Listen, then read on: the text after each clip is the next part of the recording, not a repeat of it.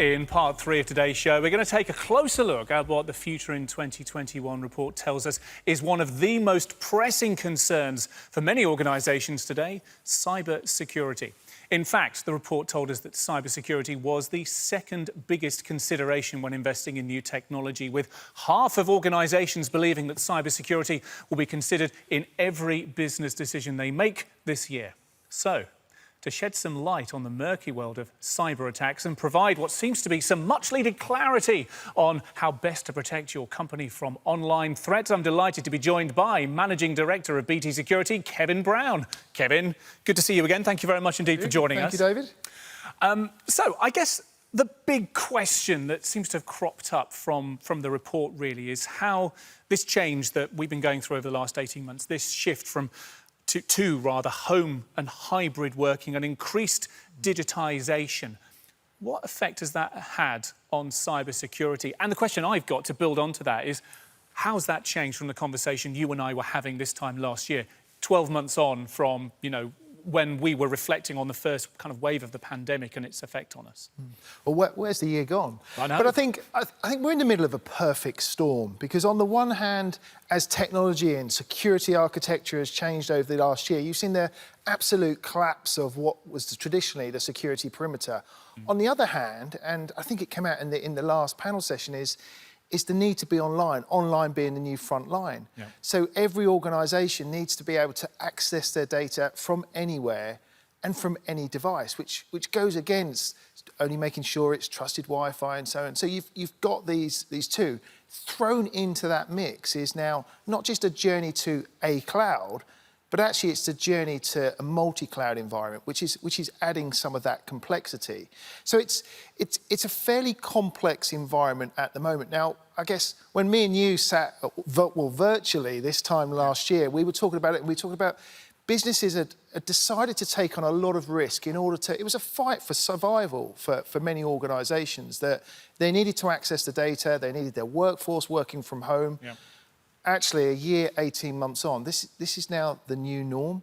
And what organisations, I think some are struggling to do at the moment, is really grapple with, actually, this is something that we've got to sustain. This is now, we've got to build a new security strategy, a new business strategy that's going to enable that. What are your main concerns then? Hang on a minute. I was just saying we need to open a poll up, actually. So let me just crack open the poll, because, again, we're shaping today's conversation very, very much with you. And the question we want to ask is, what are your main concerns when it comes to cybersecurity threats that your business currently faces? That's on the side of your screen right now. We've got quite a few options there for you. All the big hitters: malware, phishing, ransomware, data breaches, document leaks, hacking, identity theft, cryptojacking, insider threat, you name it. Let us know what your main concerns there. So, what are you seeing organisations being fearful of right now, and the threats they're facing, and what impact can these threats have on those organisations? Well, I'll go back to something you said in your opening, that 50% of organisations now consider cybersecurity when they're making decisions.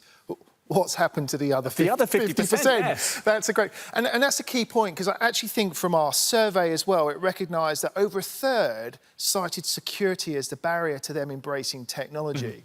And I guess my plea to everyone is don't have security as that bolt on afterwards. Security needs to be right in the thick of your business strategy. And we've discussed it before. See security as the enabler, and during the pandemic, actually, security has been seen as the enabler. It's transformed from perhaps this perception of being a guard dog to now one of a guide dog, yes, where having that early security discussion means that actually, as a business, you can be competitive, you can have that edge. And we know from lots of data out there that it is a competitive advantage. Consumers want to understand. But I guess coming back to it, and it'll be great to see some of the survey results as they come through, but I suspect that data is going to see there. Yeah, well, we can't have it on the screen, but I do have your responses here to that poll, and people are allowed to tick multiple options here about their main concerns when it comes to cybersecurity threats. 54% of people had ransomware in their main concerns. 48 data breach, for example. 23%, almost a quarter, document leak. A lot of those seem to be around data. Yeah, absolutely. And we know that on one hand, as a business, everybody wants data. It's what's going to give you the edge. But that's the same if you're a criminal. You want data. So whether it's a fact that you want data to aggregate with other data in terms of fraud, whether actually you want to deprive people from getting data, it's no longer about actually the actual act. And what we've seen in the pandemic, it's the mere threat as well, particularly where ransomware is concerned. I'm sure many organisations have received that horrible email where you read it, you read it again and think, what am I going to do? I've got a threat that someone is going to either infect me with a ransomware or as a DDoS attack. And I've worked with many customers who have been in that horrible position is, do you just chance your luck and say, I'm confident in my security? Or do you say, I've got to invest? So I think that's one point that comes through loud and clear. And I guess the other thing is the poor old human in this. Always referred to as the weakest link. I think we've got to move on from that. We're humans, people make mistakes. And they're always going to make mistakes. So how do you build a strategy around that? I had a good line the other day, this humans are the weakest link, that actually it's a culture that's the weakest link, that blames humans. Yeah. Interesting stuff. Quite literally the million-dollar question. We've talked about the threats. We've talked about what the malicious actors are very often after, which is data. And, you spoke there about cyber terrorism, the fear of being attacked and the repercussions. What would you say are the key steps that businesses can take to mitigate against these threats and ultimately prevent these data breaches? So I'll take it up a level, and there's 3 points that I'll call out. So the first one is, don't jump to this is the security strategy or this is what we've got to do security. Take a step back and say, actually, what is the business strategy? What are you trying to achieve? And what's the risks that your business is prepared to take to get there? Because it may be that you actually want to leapfrog to get ahead of your competitors, and therefore you're willing to take a bit of risk from that. Once you've understood that, then you can get on to the security aspects that says, actually, what is it I'm trying to protect? And for those that sit there and think, I want to protect 100% of my organisation, I'm sorry, that ship has sailed. So really identifying your critical assets, your crown jewels, those key applications that actually you want to protect. And then you can build your strategy out from that. And the third one is, I'm sure everyone has this conversation around a skill shortage. Lots of people, when we see it in the news, there is a skill shortage there, but actually that's not the question we need to be asking ourselves. And certainly in BT, it's one that we've challenged ourselves because there's 2 questions that sit behind it around trust and confidence. So first of all, what is it you want to do for yourself, and what is it that you can bring a partner in to do? Am I going to trust that partner to do it?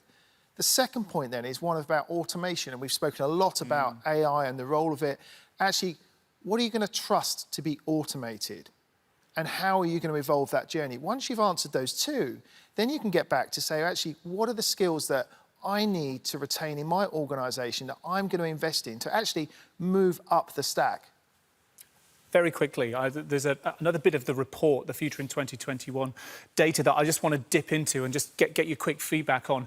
76% of respondents to the report, more than 3/4, rated their IT strategy as excellent or good at protecting their organisations against cybersecurity threats. Suggests a high level of confidence, I would say. However, 84% also admitted that their organisation had suffered a security incident or data breach within the previous 2 years.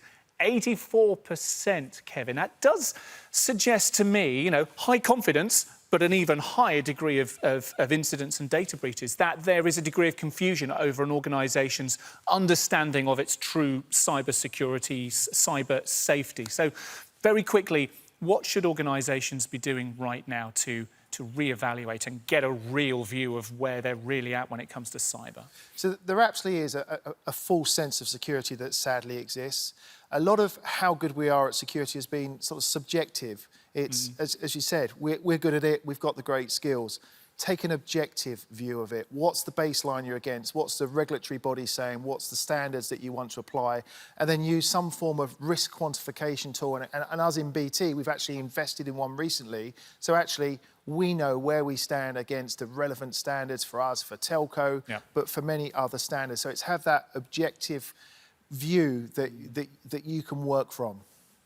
how easy is it to get that objective view is the big question. It's becoming easier, and it starts with actually understanding your estate, understanding your environment, and believe it or not, I still have conversations with people where they don't actually understand inventory. They still haven't got a grip of what's there. And I know it's a massive challenge, particularly those that have got complex environments. Those that are fairly new, they've been born in the cloud. I'm so envious. Thank you very much indeed, Kevin.